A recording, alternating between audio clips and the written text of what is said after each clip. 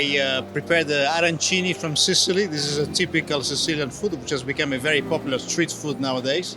It's made of rice, and inside you have a sauce, a ragu, a bolognese with green peas, and then you have to put a bit of Parmesan cheese, a bit of cheese, and all around a crust of wheat and water, and of course crumb bread. And then you have to fry them. It's a very nice, relatively easy and enjoyable food. I think the culinary tradition does connect us because we have gone through the same turbulent past with a lot of people coming across the Western Balkans and Europe, and we see a lot of similarity, and particularly we see the Serbian people like eating, they like sitting at the table and sharing, and this is what food is all about. And we have the same traditions in many of the European countries, and certainly coming to Serbia to taste the Serbian cuisine or going from Serbia to Europe, will connect people is a very strong element that brings us together.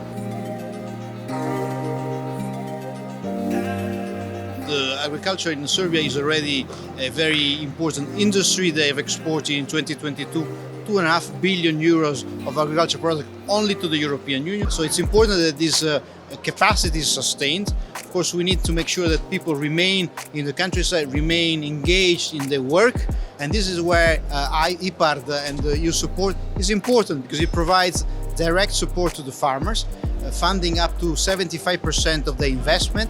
It gives them the capacity to be more productive. So we're working on providing tools, providing a new source of energy, less costly, like solar energy, and modernizing the production through introducing new technologies such as digitalization, the use of satellite, drones, and robots. And this is the way forward. The agricultural industry is important for the EU and for Serbia because it provides us the food we put on our table, and also they take care of our countryside. So we need a strong agricultural sector in Serbia as we need a strong agricultural sector in the European Union.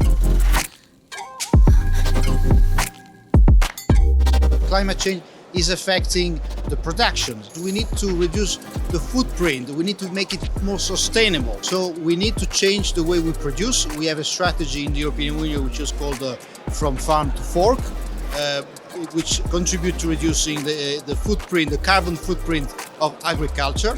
And we need to use new technologies. And here in Novi Sad, we're very proud of partnering with the Biosense Institute, which provides introduce new technology for the farmers in order to be able to be more effective in the context of climate change.